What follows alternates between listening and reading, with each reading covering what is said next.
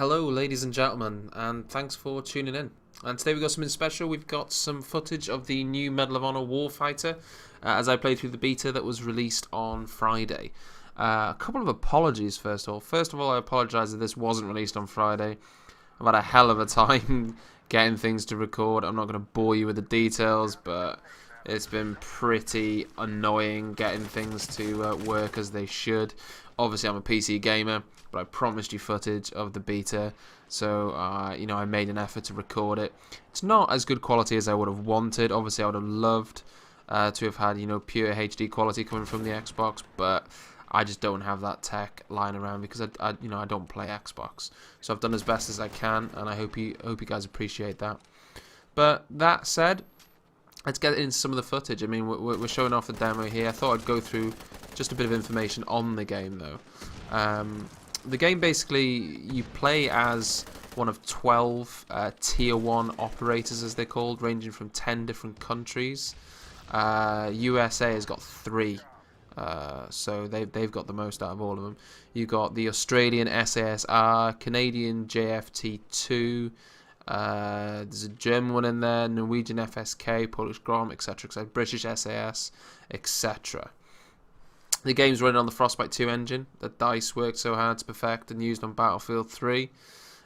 This map is Sarajevo Stadium. It's showing off Hotspot, which is essentially a game mode. It's kind of a little bit like Headquarters.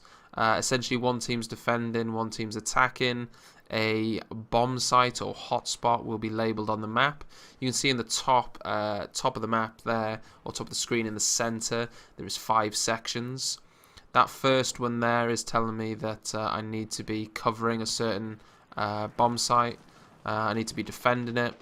And then one team needs to plant an explosive there. One team needs to defend it. I think it's the first of 3 wins. So yeah, we've got to bear in mind when you're watching this footage is because obviously it isn't full HD footage. Don't make any rash judgments on how the game looks, just based off the footage. The game is running on the Frostbite 2 engine, so it's going to look spectacular. It's going to look great on the PC. It's not going to have full destruction like Battlefield does, but it is going to have micro destruction. So you are going to be able to take bits off top of walls and stuff like that, but you won't be able to knock down entire buildings. Now, Medal of Honor is going to use a new sort of system of squad play called Fire Teams and Fire Team Buddies. Now, essentially, when you die, well, great timing, I died. You'll see there that I've got the a timer coming up on screen.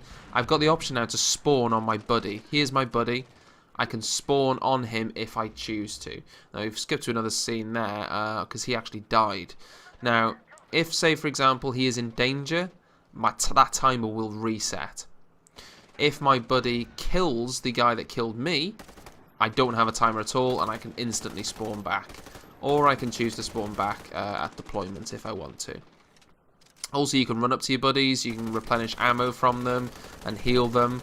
So it adds a new element of squad playing, trying to take a little bit of information, and features away from the Battlefield game, but adding a new twist to it as well. You'll always know where he is because he's surrounded by green, and when you get killed or somebody kills your fire team buddy, they're highlighted in red, so you can't really miss them either. Now, there is like a perk system to the game. Each class has a special defensive, they have a defensive and offensive thing that they can use, like smoke, for instance. But they've also got certain advanced options they can use. This class, for instance, I'm using is Assaulter. They can have a grenade launcher. Point Man, I think, has an ability of scan where they can very, very briefly see through walls. No, that's not Point Man. Actually, Point Man has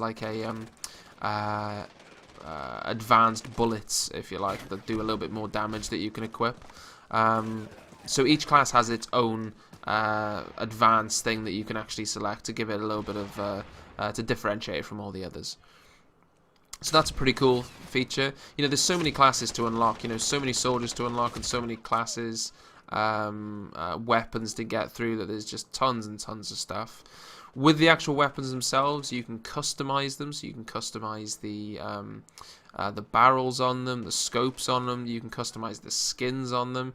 You'll see dudes running around with green guns, purple guns, like it was craziness, and it is pure craziness. So there's a lot of functionality to be had there. The actual hotspot game mode itself is probably not something that I would necessarily play too much of, but it's good fun. I enjoyed what I've played so far on it. It's very much a public game mode, but you know, I think predominantly the base for this game is going to be public. I have no idea how it's going to shape up as a competitive game, but we'll just obviously have to wait and see for that. But yeah, I'm just running around now, not doing particularly well. I'm a bit rubbish on console, but you know, it is what it is. So yeah, moving on.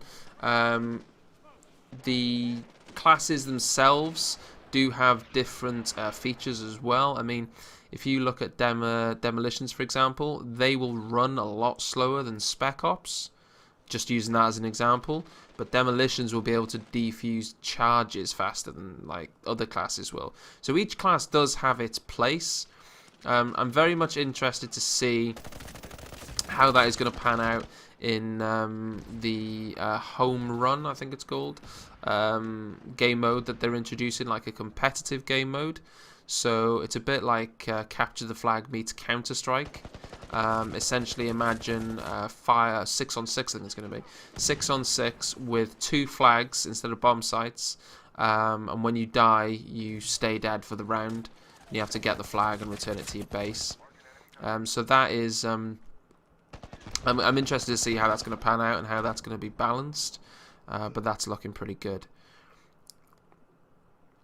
With the actual beta footage that I'm going to be showing you guys, you want to be checking out a couple of other videos. I've got another video now just going through the menu system. I've also got a video just going through a couple of the additions that you're going to see for Medal of Honor on Battlelog.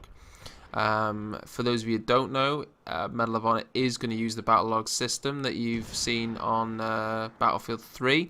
It's going to have its own one, but essentially it is exactly the same, but there is a couple of cool features that they're adding, kind of really using the whole nations thing to their advantage. So that's, you know, that's really cool. On console here as well, you do have access to Battlelog through your actual, when you're on the menu, you have access to Battlelog through the back button. So you don't have to go on your browser, you can get access to those stats directly in game. And as you can see here, when I've died, it shows you a little death cam of the player. It doesn't show you an in-eye like, say, for instance, what Call of Duty would do, but it gives you a little snapshot. It's not necessarily something you could use to, you know, to find out exactly where your enemy is, because they will have moved by then, but it gives you an idea, and it gives you their little badge that they've set up as well, and whatnot.